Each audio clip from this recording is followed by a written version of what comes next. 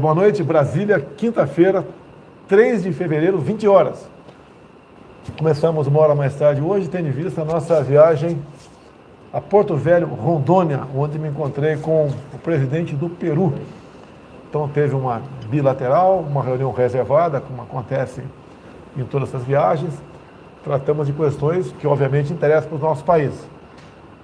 Lá são 3.000 quilômetros de fronteira com o Brasil. A segunda maior fronteira é da América do Sul. Então, muita coisa a ser tratada, questão de defesa, justiça, segurança, comércio, navegação nos rios aí que compõem os nossos países. Então, foi um encontro bastante salutar. Nós aumentamos em muito a nossa balança comercial nos últimos anos e tem tudo para que ela seja potencializada. Bem, aqui o Fabiano, do meu lado, intérprete de Libras. Aqui um coronel do Exército, o nome dele é Gerson. Ele fez a Academia Militar das Agulhas Negras, obviamente, como eu também fiz no passado, e depois ele fez o Instituto Militar de Engenharia. Então, eu quero mostrar uma coisa para vocês, fica aberto aí aos amigos da Jovem Pan, os comentaristas, jornalistas do Augusto Nunes, para perguntar para o Gerson qualquer coisa sobre Inmetro. Então, há 2 anos, vi que tinha algo esquisito acontecendo no Inmetro, apuramos, tá? E resolvi administrativamente trocar o pessoal do Inmetro. É um direito meu trocar. Assim como o dia que eu deixar a presidência, quem assumir vai trocar ministros, tá? Vai trocar presidente de bancos, de estatais, as secretarias, o Inmetro, tudo deve ser mudado para seguir a filosofia daquela pessoa. Então a minha, apanhei muito quando botei o coronel Gerson lá, mais um militar, só que o cidadão aqui é formado pelo IME. E vai falar um pouquinho a importância do Inmetro para a vida de todos vocês que estão nos assistindo, todos, sem exceção. E vocês vão ver que o Inmetro servia no passado a algumas pessoas. Como vocês lembram da Tomara em Três Pinos? Foi gestada lá na barriga do Inmetro. Você gostou da Tomara em Três Pinos em 2006? O prejuízo que deu para todo mundo? Esse era o Inmetro lá de trás. Vou mostrar o Inmetro de hoje para vocês aqui. Ou melhor, o nosso aí, coronel Gerson, vai mostrar. Rapidamente, terça-feira sobrevoei as áreas afetadas pela chuva lá em São Paulo. Estava acompanhado dos 7 ministros, conversamos com vários prefeitos e as solicitações dos mesmos, né? Nós vamos buscar atender diretamente à prefeitura, sem intermediário. Então, diretamente aos prefeitos. Algumas providências tem que tomar, muitos já sabiam o que tinha que fazer, outros não sabiam o todo, foi conversado conosco e estamos prontos para colaborar na medida do possível e até mesmo o impossível, né? Porque sendo impossível no momento a gente busca recurso fora, dentro do orçamento, mas de forma emergencial para atender essas pessoas. Na quarta-feira agora, fizemos uma cerimônia, né? Que nasceu lá no Ministério do Onyx Lorenzoni, que trata da prova de vida do INSS. Agora mudamos. Quem tem que provar que o cidadão está vivo não é o cidadão, é o próprio INSS.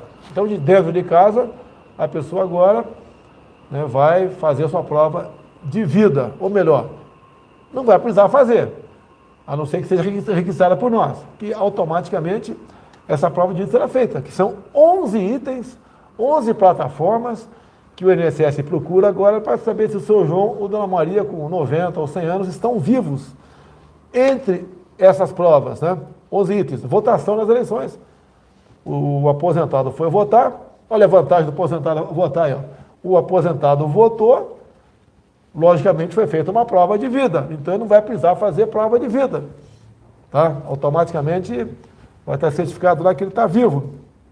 Atualização no cadastro único, emissão de uma nova carteira de identidade, declaração de imposto de renda, mas a gente vê aqui como mais importante, né?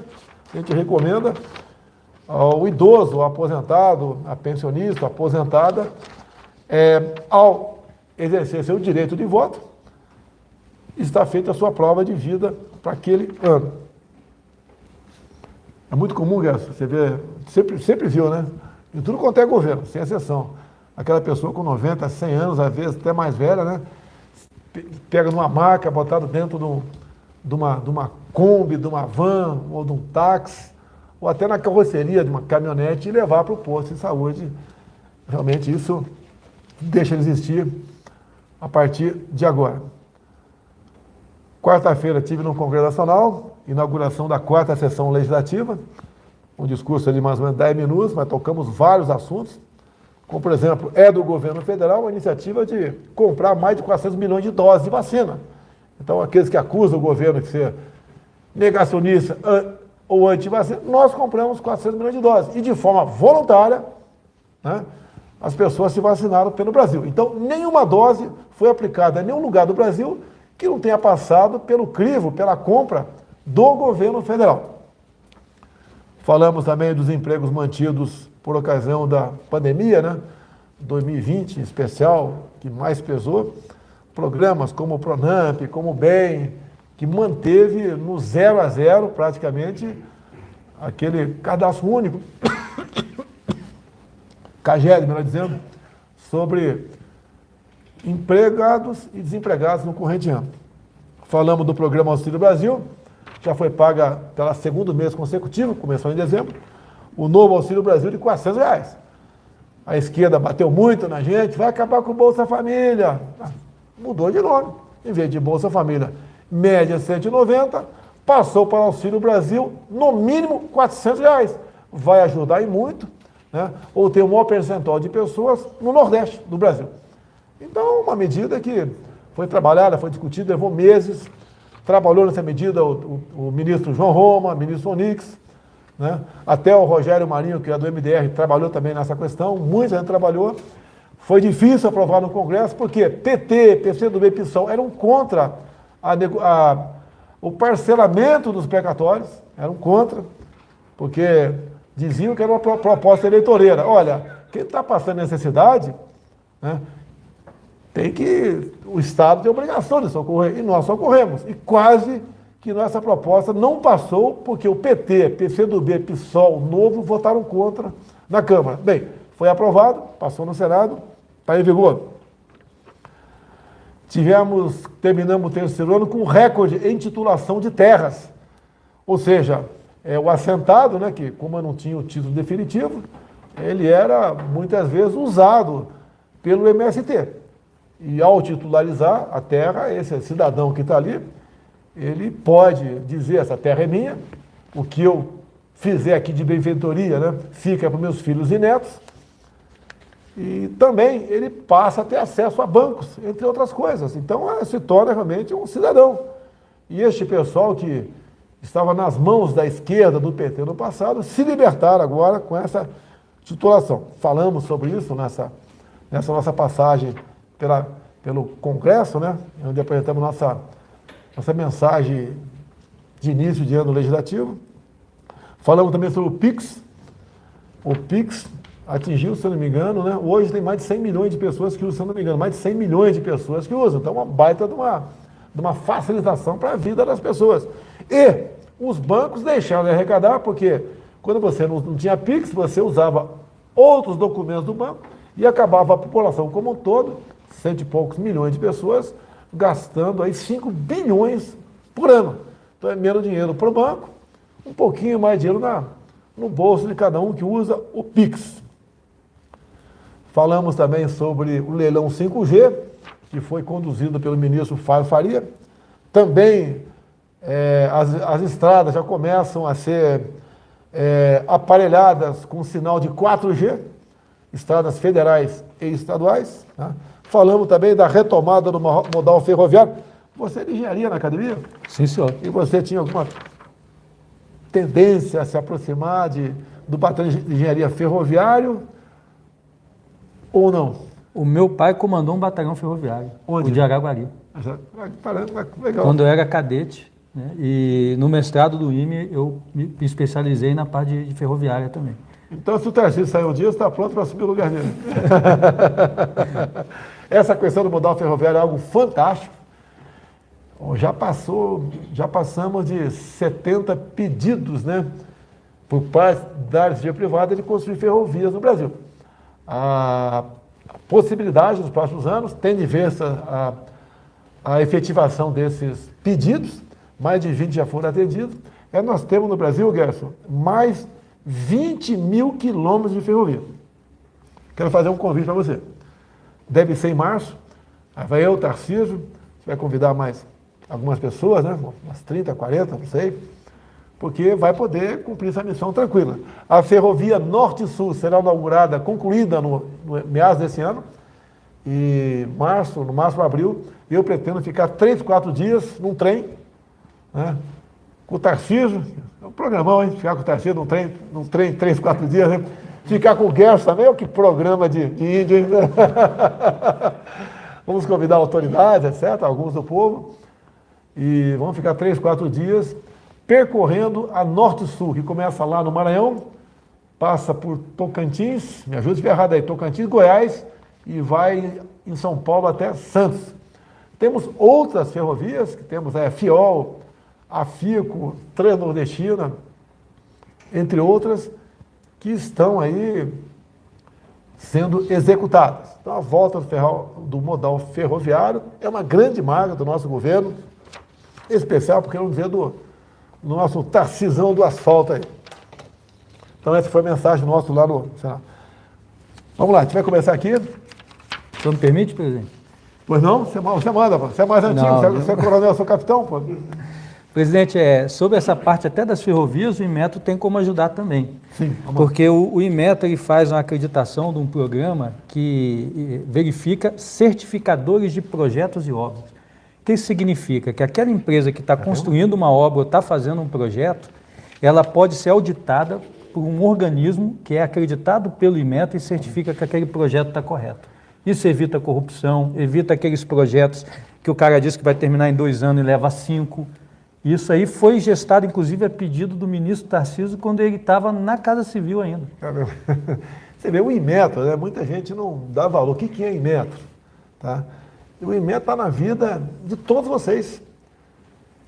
Quando foi demitida toda a diretoria do Inmetro, apareceram pedidos aqui de pessoas que a gente conhece, não vai revelar o nome, né? Quantas diretorias são lá? 6 diretorias. Qual é a diretoria mais importante? Eu sei que todas são importantes, mas a mais que a alma do Inmetro, qual que é? Não, a diretoria mais importante é de metrologia científica, mas não é o cereja do bolo, não. Qual que daria margem a ter interesses com outras intenções? Qual a diretoria mais atrativa quem tem segundas intenções?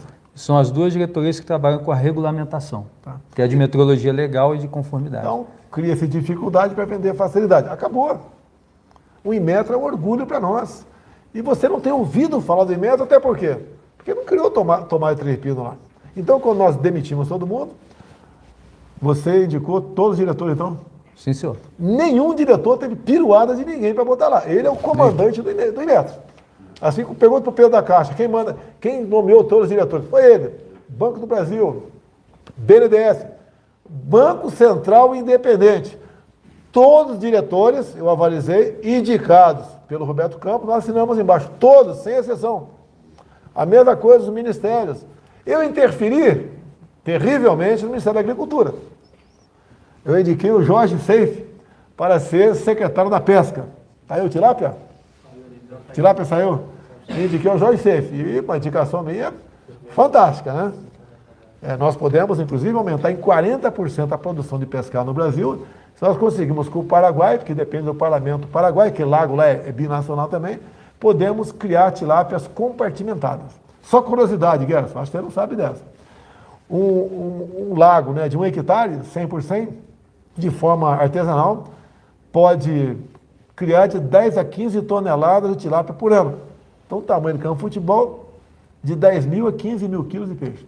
Se for compartimentado, né, você fizer a criação, né, em pequenos compartimentos, você multiplica por 10 aí. Você pode tirar de 100 toneladas a 150 toneladas em apenas 1 hectare de lâmina d'água. Isso são dados da Embrapa. Olha o potencial do Brasil. Já pescou muito ou não? Não, senhor. Mas chegado não tem paciência não? Você chegar no papiro, estudar. Sou, sim, senhor. Tem o Gerson é formado pela Academia Militar das Agulhas Negras, pelo IME também. Tem pergunta já para esse? Então vamos fazer uma primeira pergunta aqui. De quem a pergunta é? Pro Gerson? Sim, senhor. Gerson, vamos lá, Gerson. Cristina Grêmio. Boa noite, presidente Bolsonaro, presidente do Inmetro, Marcos Heleno Gerson. Gostaria de saber do presidente do Inmetro sobre justamente a tomada de Três Pinos, que foi mencionada aí pelo presidente Bolsonaro agora há pouco. Depois de tantos anos e tantos transtornos para toda a população brasileira, para toda a indústria de eletroeletrônicos, a gente tem como saber o motivo, afinal de contas, por que foi feita essa troca, que até hoje não ficou claro para a população. Muito obrigada. Vai para o histórico agora, vai para o histórico. Vai lá. Não, obrigado pela pergunta, a oportunidade de dar um esclarecimento também, que a adoção da tomada de Três Pinos no Brasil envolveu vários atores, não foi só o Inmetro, né? Então houve uma norma internacional que criou essa tomada de Três Pinos, a ABNT fez a importação dessa obra, dessa norma em 98, e foi adotado por uma resolução do CONMETRO, um conselho que envolve 11 ministros de Estados. 11 ministros aí da pesca, tudo quanto é ministro, 11 ministros. Eles que decidiram e deram sinal verde. Em que ano foi isso aí? Isso em 2006. 2006. Quem era o presidente? Se eu não me engano, é o presidente Luiz Inácio. Continue aí. E em 2009 isso foi incorporado pelo Congresso também numa lei sobre aterramento das casas dos novos empreendimentos. Então isso está em lei e está em resolução. Lei de aterramento. O terceiro pino, aterramento tem a ver com terra? É justamente para descarga elétrica ir para a terra. Tá certo. E o que eu vejo é muito comum acontecer, já aconteceu comigo.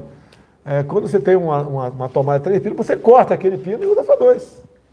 Não colou. Agora, foi uma despesa bilionária para todos os brasileiros.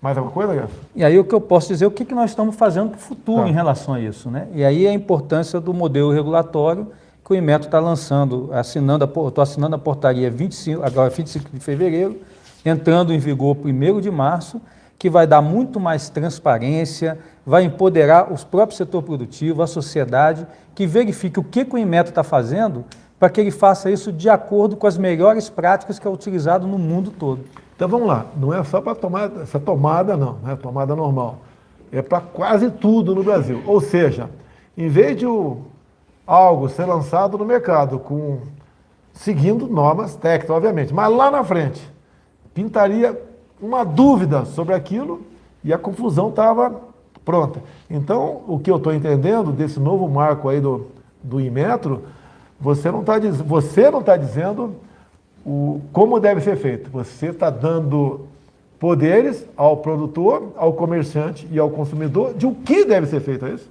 Exatamente, porque usando até os mecanismos que a própria Lei de Liberdade Econômica trouxe, né, a obrigação de se fazer análise de impacto regulatório, consulta pública, então todos esses procedimentos para que isso seja feito com a sociedade. O próprio modelo foi construído assim, presidente.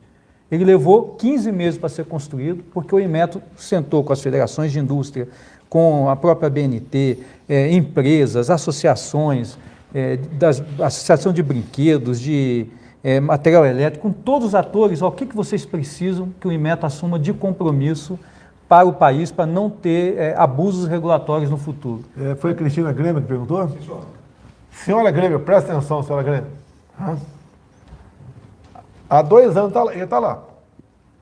E eu descobri, há 2 anos, que uma das pessoas que bolaram, né, que levaram avante a tomada de 3 pinos, estava lá no Inmetro. Então nós trocamos todo mundo e demos com o Gerson um novo redirecionamento ao Inmetro. O que nos levou a trocar todo mundo também, que quando comecei a ver o que estava acontecendo lá, que a ideia nossa é não mexer, né? Fazer o melhor possível, se for possível, não mexer em ninguém. Nós percebemos que, entre outras coisas, estava numa gestação bastante avançada a troca de todos os tacógrafos no Brasil. Então, quem usa tacógrafo? São caminhões, ônibus, vans. Mais alguém? Tacógrafo? Tratores agrícolas, uma família deles também. Uma família de tratores agrícolas. Bem, no mínimo 3 milhões de veículos que teriam seus tacógrafos trocados. Quem ia pagar a conta? É o proprietário. E não é apenas o motorista do caminhão. quando aumenta a despesa, é obrigado a repassar aquilo no frete. O que o pessoal do Inmetro queria naquele momento lá atrás? Se eu estiver errado, você me corrige aí. O tacógrafo tem um disco de papelão e a cada 2 anos o tacógrafo é aferido. Um valor de aproximadamente R$450 a cada 2 anos.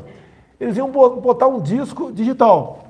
Perfeito. E a aferição seria anual. Ou seja, em vez de R$450 a cada 2 anos, seria R$400 por ano. Então, fazendo umas contas rápidas aqui. Supondo 3 milhões de veículos, mas na verdade, esse número aí é um pouquinho maior do que isso. Então, por gasto, por ano, cada 2 anos, seria 1.350.000.000. 1.350.000.000 para os donos de carro, de empresa, de ônibus, etc. Quem está no telefone, né? Quem não quer ver, por favor, lá pode sair da sala. Está convidado a sair da sala. Né? E com a mudança do disco, um disco digital, essa aferição seria feita anualmente. Então, é mais, além, eu não sei quanto custa um tacógrafo em média, R$500? Essa informação não temos informação, mas eu vou chutar aqui R$500. Além desse prejuízo, né, desse gasto, também a questão da aferição, que custa em média R$450 a cada 2 anos. Bem, continua sendo um tacógrafo antigo, a aferição sendo feita a cada 2 anos, e um detalhe, o que você está propondo aí? Então, nesses R$450, tem uma parte que é pago, que vai para a iniciativa privada, e uma parte vai para o Inmetro. A parte do Inmetro, R$210 custa. Né? Qual a tua ideia? Já está no Ministério da Economia uma proposta de medida provisória reduzindo esse valor para R$90, entendendo que grande parte desse serviço é feito realmente pelo posto privado de cronotacógrafo. Não precisaria a União estar cobrando esse valor. Então, menos R$120 para cada caminhoneiro, motorista de ônibus, motorista de van, assim como foi a questão do DPVAT. É isso mesmo, pessoal? O DPVAT foi assim também? O pessoal não me acompanha em live aqui não, pô? Assim como a questão do DPVAT. Aqui também vamos diminuir esse valor. Mais uma coisa sobre o tacógrafo? Só a correção, não precisaria trocar o aparelho. Tá. Era só o disco de papelão pelo disco digital, e aí obrigaria a ter uma calibração anual, porque a bateria do CD ali era anual. Então vamos lá. Alguma empresa ou poucas empresas da iniciativa privada fariam essas aferições. Em vez de fazer uma aferição de R$240 a cada 2 anos, faz uma de R$240 por ano. É isso mesmo? Isso. Que maravilha, né? Olha como você pode... Olha, não quero acusar ninguém de corrupção, longe disso. Mas como você pode ficar rico no governo?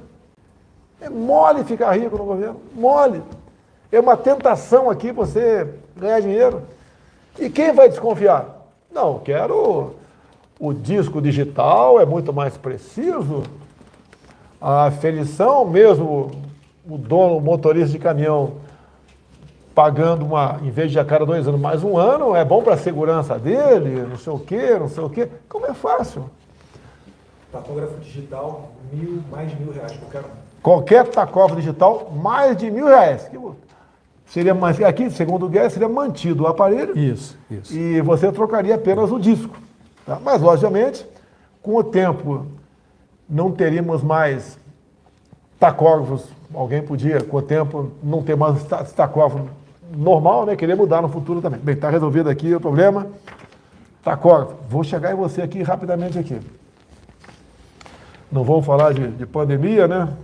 Mais de 650 mil crianças saíram da escola durante a pandemia.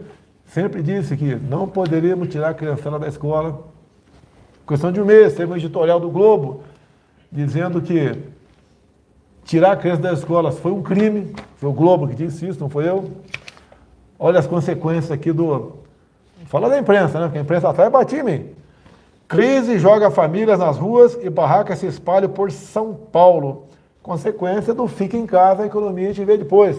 Não vou discutir. Mais uma que a gente acerta, né? Não precisa ter bola de cristal para acertar isso aí, é uma coisa óbvia. Você vai deixar todo mundo ficar em casa. Vai destruir certas cadeias produtivas. Tá? O informal, ficando em casa, ele não vai vender nada na rua. O cara que fabricava ali garrafa d'água, biscoito também não vai produzir porque não vai ser vendido na rua, vai quebrar a empresa. Então as consequências é isso, levar muita gente para a miséria, para a pobreza. E nós colaboramos com as pessoas. No auxílio emergencial em 2020, foram 5 parcelas de R$600, ou melhor, 5 de 600, não, 6 de 600 e 4 de 300. Nas primeiras parcelas de R$600, imputavam ao governo, né, um endividamento por mês de quase 50 bilhões de reais. Imagine 38 milhões de famílias sem ter o que comer, porque grande maioria desses 38 milhões de informais trabalhava de manhã para levar comida da noite para casa. Tá certo? E muitos não tinham nada na geladeira. Visitei. Tá? Muita gente aqui na periferia, fui de moto, fui de carro, visitei, pedia para abrir a geladeira. Eu sei que a esquerda agora está usando a mesma coisa, né? Mandando o pessoal abrir a geladeira. Olha a culpa do Bolsonaro, governo Bolsonaro. Olha, critique primeiro os governadores do PT, do PSB, partido de esquerda, que fecharam tudo. Os lockdowns mais violentos, mais rígidos, foi em São Paulo, né? Foi nos estados governados pela esquerda. Olha aqui, para que te fale em combustível.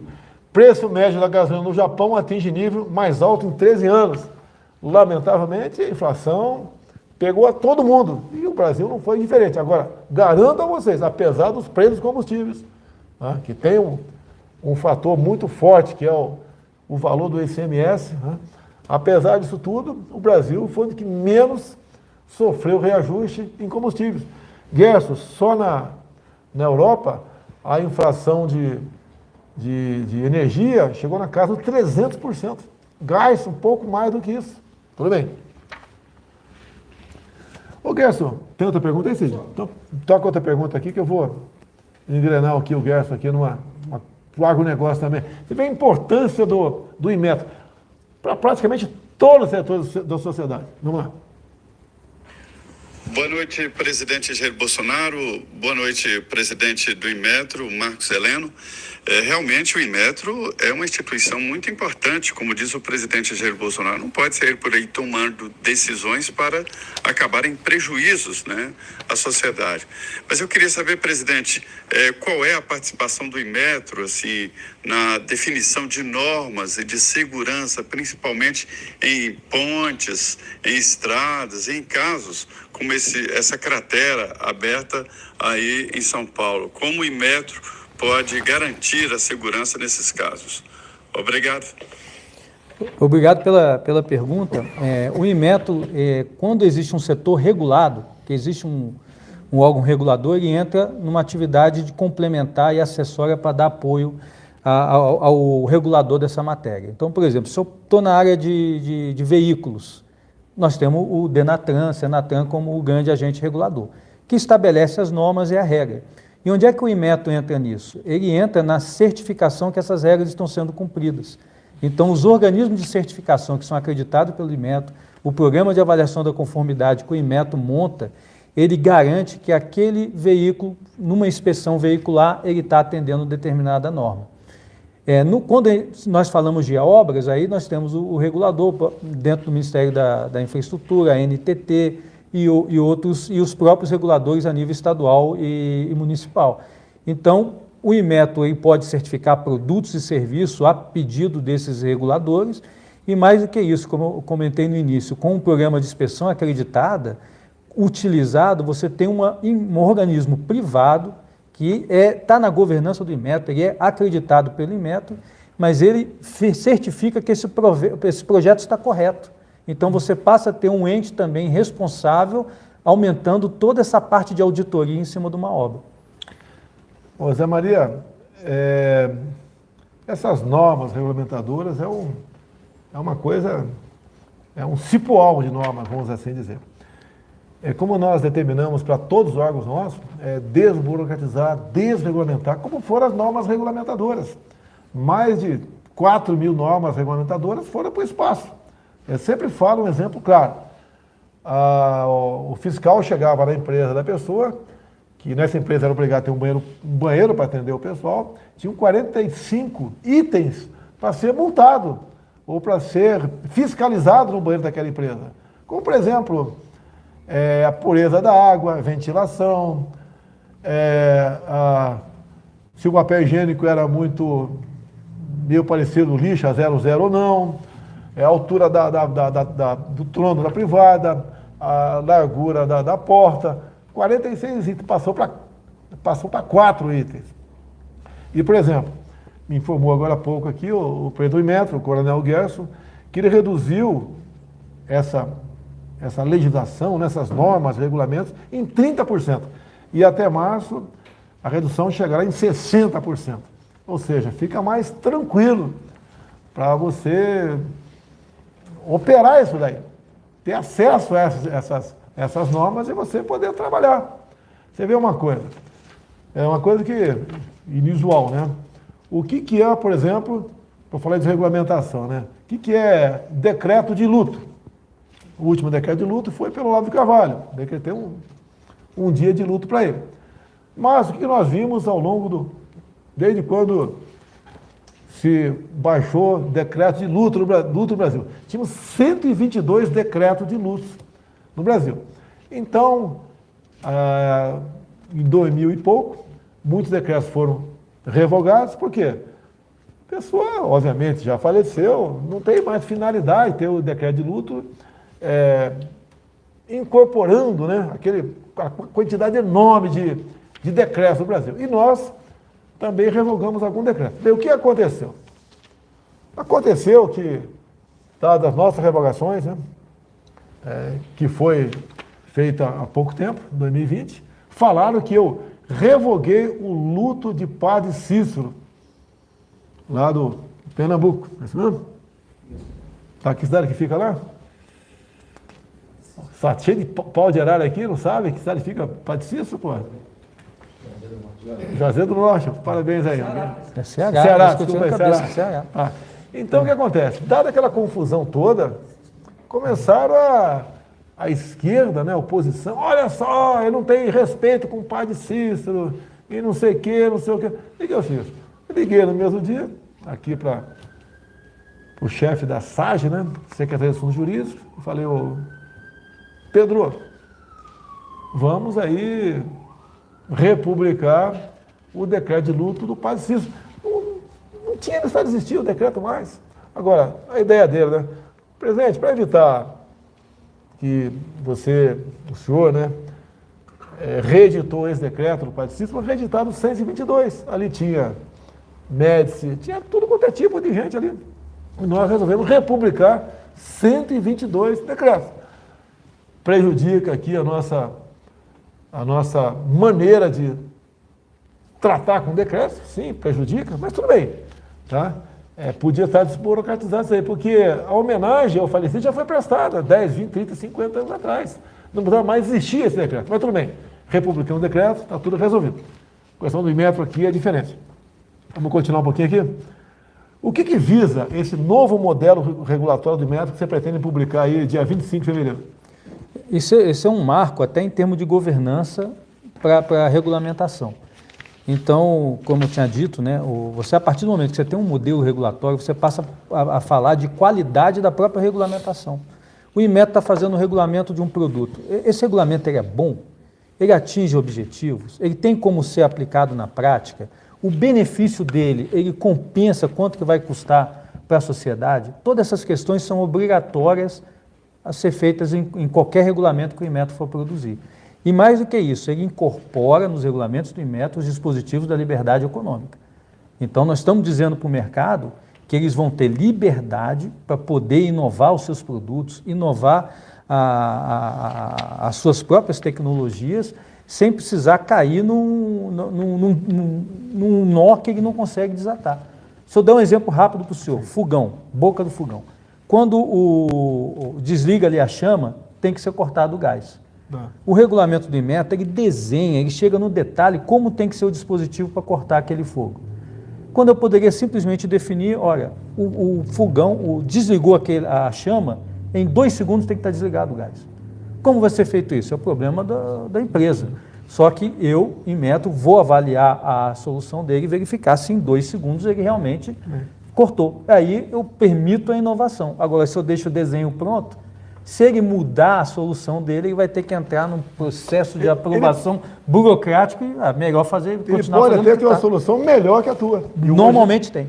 então, o Inmetro hoje dá liberdade, né, para o fabricante, ó, como você acha que deve ser feito, e não como eu, Inmetro, quero que faça. Essa é a grande mudança? Exatamente. Tá aqui. Agora, olha só, o Inmetro está em toda a vida de vocês aí. Então, se voltar no futuro, né, quem operou o Inmetro no passado, você vai pagar essa conta. Ok? Vamos lá. Agronegócio. Um saco de grão, soja, milho, tá? Ele tem que ter uma umidade máxima de 10%. Como é que é essa história e o que influencia para o produtor na ponta da linha e para você, consumidor, obviamente? Porque se o produtor tiver prejuízo, vai ter que pagar mais alto essa questão de que mede aí a umidade por saca de arroz e você paga a conta, né? Não tem a dúvida disso. Você vê a importância desse cidadão aqui. Ele influencia no preço dos ovos, da galinha, da carne de porco, porque vem do milho, em grande parte, esse produto, né? O produto do milho é galinha, ovos, carne de porco, etc. Você paga a conta. Então, como era feito, como você está fazendo, o que você fez para... E o que é essa história de 10% na umidade de saca de grãos? E como é que fica essa conta e para quem? O senhor comentou ali no início recorde de safra, né? Só a exportação de soja no passado foi 80 milhões de toneladas de grãos, de soja. Para o senhor ter uma ideia, 10%, acima de 10%, por exemplo, se dá 11%, para ficar fácil, 1% a mais, você vai reduzir o valor da saca da soja. Já não é aquele valor X, é um X menos algum por cento. 12% é um valor ainda maior. Então, um produtor que está lá cultivando a soja, quer vender, mede, sua soja aqui deu 14%. Em vez de receber X, eu vou fazer esse desconto. X menos Y. Isso. E aí o Inmetro entrou com uma das competências primárias dele, que é a regulamentação de instrumentos de medida. Então, tem um medidor de umidade de grãos. Então, ampliamos um projeto que começou no IPEM, lá do Paraná. Então, os IPEMs fazem um trabalho, são institutos estaduais de peso medido, fazem um trabalho extraordinário para desenvolver essas novas metodologias e passamos a controlar esse instrumento de medição. Na prática, nós estamos garantindo que a medida vai ser correta. Então, quando for medido 12%, é 12% mesmo. Você não está sendo enganado. Fizemos uma estimativa só nessa exportação de soja aí, desse exemplo que eu dei. Só de ter o controle desses instrumentos nos laboratórios que instalamos nos vários IPEMs no Brasil, uma economia de 3 bilhões de reais a favor do produtor. 3 bilhões de reais. Bem, alguém levava essa grana aí. E quem pagava a conta era você. Quando eu falo em comparar meus ministros com ministros que o antecederam, pega o Tarcísio, pega o Marcos Ponce, pega o Onix, o João Roma, tá? Esse pessoal todo, e comparar, você compara também os nossos secretários. Está aqui na frente o Jorge Seife. Eu quero trazê-lo talvez na próxima live para falar um pouquinho sobre a sua atividade no Brasil. E também, por exemplo, o Inmetro. Quem é que estava antes do Gerson lá? O que o Inmetro fazia? Tomar 3 filtros, tu já sabe, né? Muita outra coisa fazia. Não vamos entrar em detalhe aqui. Tinha o chicote do táxi, uma história longa, não vamos no ocasião, para estar resolvido também. Atendemos aos taxistas, entre outras coisas. Cid, outra aí. Boa noite, presidente Bolsonaro. Boa noite, presidente do Inmetro, Coronel Gerson. Eu pergunto ao presidente do Inmetro quais foram as principais mudanças ocorridas no Instituto em relação à gestão anterior, do governo anterior. Eu reputo, obrigado pela pergunta, Augusto, mas eu reputo uma mudança de cultura e mentalidade em termos de apoiar mais o setor produtivo, né? E principalmente orientar todas as ações do Inmetro, todas as suas áreas, a metrologia, a certificação de produtos, o sistema de acreditação, isso tudo tem que estar voltado para o desenvolvimento econômico do próprio país. Então, nós estamos escutando muito mais o setor produtivo. Nós temos, só para ter uma ideia, além de todas essas partes que foram colocadas, nós temos 50 laboratórios de pesquisa dentro do Inmetro, um conjunto de doutores e mestres de uma capacidade sensacional. Os servidores do Inmetro são do mais alto gabarito.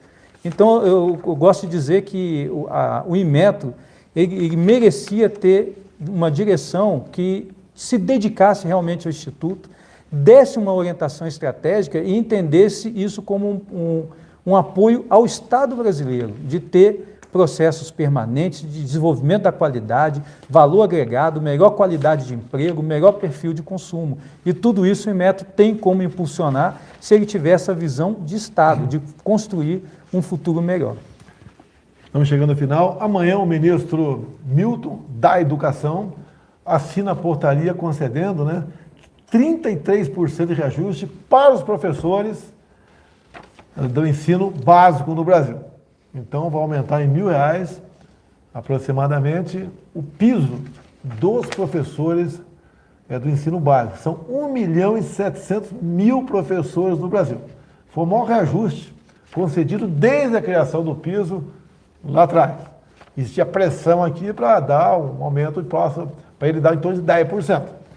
Não, se tem direito a 33%, se tem recurso, porque o dinheiro repassa, o governo federal repassa o dinheiro do Fundeb para os municípios, por que não os 33%? E temos aqui notícia, Confederação orienta prefeitos a não darem reajuste de 33%. Vamos ver onde vai parar isso aí. Antes de encerrar aqui, tem mais uma pergunta ainda? Coisa rápida, Eu tenho falado que tenho procurado certas pessoas que trabalham comigo, Petrobras, etc., e para falar sobre como o dinheiro era mal usado ou desviado no passado. Então, na Petrobras, o endividamento da Petrobras de 2003 a 2015, por coincidência, governo do PT, então o endividamento da Petrobras entre 2003 e 2015, fruto de desvios, fruto de obras e projetos mal feitos, chegou na casa dos 900 bilhões de reais, quase 1 trilhão de reais, também em cima de interferência em cima da Petrobras. E quando se fala em certas pessoas querem voltar a cometer o mesmo erro do passado, você está pagando a conta. Você está botando combustível no teu carro, você está pagando a conta. Que os 900 bi tem que ser pagos. No ano passado nós pagamos 100, nós não, você que bota combustível no carro, pagou 100 bilhões no ano passado. Falta muita coisa a ser paga ainda. E nós vemos aqui agora a matéria do Poder 360. Lula volta a dizer que vai intervir nos preços da Petrobras. Acho que não preciso tecer comentário tocante a isso. Há pouco tempo, na Venezuela, o combustível é lá embaixo. Venezuela é o país que tem a maior reserva de petróleo do mundo. Tem uma das maiores reservas de ouro do mundo. Olha como é que está o povo lá. Você já sabe, fugindo. A média diária está batendo 800 pessoas fugindo da Venezuela em direção a Pacaraima, ali em Roraima, fugindo da fome e da miséria. Lembro, você que gosta de animal de estimação, também gosta, lá em casa, minha esposa já pegou um montão de vira-lata ali, leva para dentro de casa lá, Esposa, tem que aguentar, mas tá tudo bem. Tudo bem, quem sou eu para reclamar dos cães que ela pega na rua ali? Tá? O que eu ia falar, meu Deus do céu? Você adora animal? Na Venezuela não tem mais cachorro nem gado, não. O pessoal comeu tudo. Em Araraquara tiveram informações também que o prefeito lá fez, do PT, fez um lockdown brabo lá, toque de recolher. Teve gente lá, tiveram notícia, não confirmei, que muita gente comeu cão e gato do vizinho. Então, Petrobras, 900 bilhões. O cara quer voltar a interferir. BNDES, dinheiro desviado ou projetos mal feitos, começados e não acabados, empréstimo para ditaduras do mundo todo, você já sabe da história. Prejuízo, 500 bilhões de reais. Caixa Econômica Federal, 45 bilhões. Agora eu vou falar aqui sobre um troco para vocês, um troco. Mas as consequências são enormes na ponta da linha. Uma unidade de fertilizantes nitrogenados, o FN3, da Petrobras, lá em Três Lagoas, Mato Grosso do Sul. Começou a ser feito, gastou-se aproximadamente 3 bilhões e 700 milhões de reais e virou um sucatão. Então, quase nada se aproveita. Essa obra começou em 2011 e lá, poucos anos depois, ela parou. Nada mais foi feito lá. Agora, além do prejuízo de 3 bilhões e 700 milhões, também se gasta quase 1 milhão por mês para cuidar da sucata que está lá, porque algumas coisas prestam lá. Agora, o grande problema. O mundo está vivendo uma crise de fertilizantes. Perdemos uma oportunidade de ter uma fábrica, né, produzindo, fazendo fertilizantes no Brasil. Os fertilizantes também aumentaram no mundo, em média, 3 vezes. E isso reflete no preço da tua comida que está na tua mesa. Porque esse preço acaba sendo repassado. Agora, além desse prejuízo, mais um, pequenininho, né? 3 bi e 700 é pouca coisa para a turma lá da... Encontrei isto na web. 3 bilhões e 700 é pouco para aquela turma, né? Lembro que um dos diretores da Petrobras devolveu 290 milhões de reais. Tá? Então, a gente não produz fertilizante. Teria muito a falar com vocês. Semana que vem eu vou falar mais um pouquinho sobre uma outra estatal qualquer. Posso falar de Correios, posso falar de Itaipu Binacional, entre tantas e tantas outras estatais, alguns bancos oficiais, alguns outros ministérios, para mostrar como é que funcionava no passado o Brasil. E tem gente que acha, se você for somar, só que eu falei aqui, Petrobras, BNDES, Caixa Econômica, 961, está quase 2 trilhões de reais ao longo de 14 anos. Você está pagando a conta. Você quer pagar a conta de novo? Bem, não vou entrar em detalhe. A última pergunta, vai rapidinho lá. Boa noite, presidente Bolsonaro. Boa noite, presidente Gerson. Minha pergunta é a seguinte: nós vimos na última live com o presidente Montezano do BNDES a questão da caixa preta e o levantamento todo feito de operações passadas no banco. Eu queria saber se há alguma coisa, algum trabalho, algum esforço semelhante dentro do Inmetro.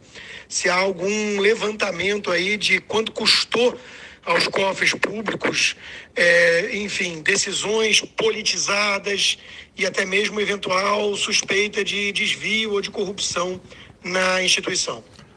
O Constantino, ele vai responder aqui, mas eu acho que essa conta está mais para o consumidor. Porque quando o pessoal inventa uma norma, faz uma exigência descabida, a conta quem paga é a iniciativa privada na ponta da linha. É isso mesmo? Vai lá. Todo órgão que trabalha com a regulamentação, né, as consequências estão muito mais lá fora do que dentro do órgão. Então, o Inmetro não é um órgão que circule muitos recursos que você consiga com facilidade ver algum processo de corrupção e fazer esse tipo de medição.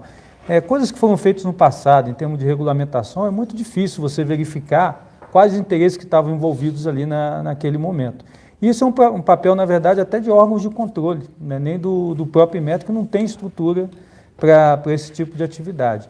A gestão que nós estamos colocando no Inmetro é voltada para frente, né, de resolver problemas que nós temos em termos de estrutura no país, de apoio para o desenvolvimento da qualidade, e tornar o Inmetro, que tem um nome de confiança muito grande dentro da sociedade, que esse nome tenha a permanência e continue como um dos referenciais no Brasil de confiança.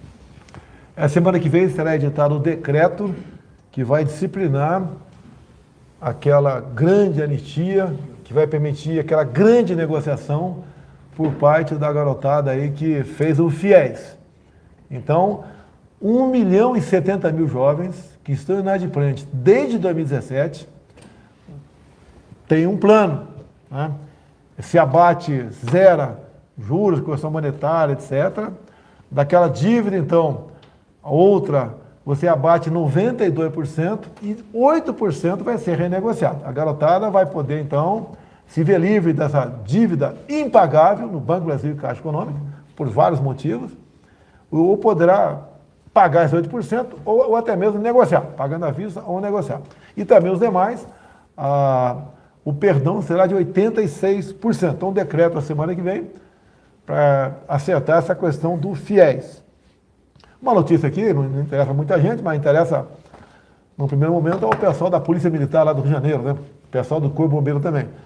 A partir do curso de paraquedismo no corrente ano, meados do ano, será serão convidados por parte do Exército, né, um convite junto ao governador Cláudio Castro, para que 20 policiais da nossa PM e 10 do Corpo de Bombeiros possam se voluntariar e fazer o curso de PQD lá na Brigada. Então, o pessoal que gosta de ralar aí, poxa, eu gostaria de fazer o curso de novo, tá? Já fiz em 77, gostaria de fazer de novo. Tenho certeza que não vão faltar voluntários muito bem preparados para esse curso. E a partir do outro ano, a gente vai estudar e oferecer uma menor quantidade para policiais e bombeiros de outros estados também. Você que está assistindo aí, a preferência é o 576, TV Jovem Pan. Né? Quem tem a TV a cabo, TV Jovem Pan, transmite o sinal da nossa live toda quinta-feira. E também a transmissão da nossa live aqui agora no TikTok, @Bolsonaro Messias Jair. Mais uma oportunidade para o pessoal assistir a nossa live aí. A última, Cid. Boa noite, presidente Bolsonaro. Boa noite, presidente do Inmetro, Marcos Heleno. Pergunta ao presidente do Inmetro como o senhor avalia o equipamento das urnas eletrônicas e que tipo de atualização técnica o senhor acha que esse equipamento poderia receber. Obrigado. Acho que foi o Fiuza, né? Fiuza. Pela voz. Eu agradeço a pergunta, mas o Inmetro nunca foi chamado a participar e, na verdade, não está, em princípio, na competência dele. É lógico que tudo que é produto, que segue normas e processos, ele pode ser, de alguma forma, certificado. E o Inmetro está sempre à disposição da sociedade para responder quando é demandado, com seu corpo técnico, com seus laboratórios, com seus processos, um pessoal, como eu falei aqui, muito bom, e atender demandas que nos forem solicitadas, né? Mas por iniciativa própria, não envolve segurança de produtos, por exemplo, pode envolver segurança de processos, mas o Inmetro está sempre à disposição para colaborar no que o país precisar. Fiuza, até daqui 3, 4 semanas, se Deus quiser, tá ok? O nosso Facebook, YouTube e Instagram, 60 mil. Pingo nos Is com Jovem Pan, 125 mil. E o TikTok, acabei de anunciar agora, já começamos com 5 mil. Certo? Mais uma coisa aí? Posso fazer um... Vai para o encerramento. Só para finalizar, o Inmetro ele é uma instituição apaixonante, porque ele prestou muito serviço ao país. Apesar de um deslize ou outro aí que aconteça, mas ele tem uma estrutura magnífica que é do Brasil, foi construída pelos pagadores de impostos, tem um corpo técnico extremamente qualificado e que, em grande parte, quer fazer a coisa direito. Então, se tiver orientação, ele responde. Você vai me convidar para conhecer o Inmetro? Já foi convidado algumas vezes e continua sendo convidado. A sede, onde é a sede? A sede do Inmetro é em Brasília, mas a cereja do bolo, que é o nosso centro tecnológico, está lá em Xerém. Belíssimo, qualquer visitante fica apaixonado com aquilo ali. E está à disposição, na verdade, de todos os brasileiros para conhecer essa... Vamos dar uma chegada lá assim, tá? Isso. Eu tenho uma viagem marcada para o Rio nos próximos dias. Tem um campinho de futebol para a gente pousar o helicóptero lá? Tem. Tá? Tem um campo bonito lá. Pinta um almoço para a gente também lá ou não? Pinta também. Você viu? Então, tudo bem. Então, vamos lá conhecer o Inmetro. Tá certo? Semana que vem, dias 8 e 9, estarei no Nordeste. Alguém tem a programação aí? Estarei em 3 estados do Nordeste. Dia 9, último dia, será Jardim de Piranhas, é isso mesmo? Estão fazendo lá uma jeguiata. Você é da onde? Eu nasci no Acre, presidente. Só criança. Quase. Você não é nordestino, tu é nortista. Nortista, Tá? com muito orgulho. Acabei de chegar agora, estava vizinho ali. Tu conhece lá o Rio Amunã? Já, sim, senhor. Sabia que nós, ano passado, com o Tarcísio, ano retrasado passado, inauguramos a ponte do Amunã? Quem não viu essa imagem? Aí tá. Então, semana que vem, dias 8 e 9, estamos no Nordeste. Vamos publicar nossa programação nas mídias sociais nossas. Vai ser uma festa maravilhosa. O ministro Rogério Marinho, do Desenvolvimento Regional, aí, estará inaugurando o Eixo Leste. Então, água chegando no nosso Nordeste. E não tem uma satisfação maior do que ver um irmão teu que sempre sofreu com a água, recebendo água. Então, já fui algumas vezes inaugurando trechos aí da transposição do São Francisco. E também, no mês de março, estarei com o nosso Exército Brasileiro, seu Exército Brasileiro, o comandante aí, Paulo Sérgio. Vamos pagar missão para o Braga Neto e também para lá, né? vamos lá ver o trabalho do Exército que cava poços artesianos. Também... Cavei no Haiti. Você cavou no Haiti? Sim, senhor. Pô, tivemos uma tragédia lá em 2010, né? Eu fui do contingente anterior. Foram mais de 200 mil pessoas que faleceram naquele terremoto. Sim, Coisa senhor. terrível lá. E ali não tem rio lá no Haiti? Os rios são assoreados, presidente. São assoreados. Porque o pessoal cortou as árvores todas para produzir energia ao longo dos anos. Sem vegetação, assoreou os rios. Olha o que eu vou falar aqui. Eu estive no Haiti por 2 dias, quase 3 dias. E fui numa feirinha lá. A pobreza realmente é terrível. E lá o pessoal vende carvão. E o carvão, gravetos, aqui ó, dessa aí, espessura, desse diâmetro, né? Dessa grossura, vamos assim dizer. Realmente cortaram tudo. Não existe, eu acho que não existe árvore no Haiti. Não existe árvore no Haiti. Eu lembro quando sobrevoamos lá, não foi de helicóptero, foi de avião, né? Não deu para ter uma visão muito boa, mas vi muita... Não é aquele desmatamento que você vê aqui no Brasil, que tem uma vegetação verde, né? Rala. Não tem nada. É realmente quase virando um deserto. Então o pessoal atrás de madeira para cozinhar, madeira para carvão, realmente destruíram o país. Uma coisa mais, pessoal? Vamos embora? Pessoal, muito obrigado. Até quinta-feira que vem, se Deus quiser. Devo estar no Nordeste, a semana que vem, dia 8 e 9. E devemos fazer nossa live de lá.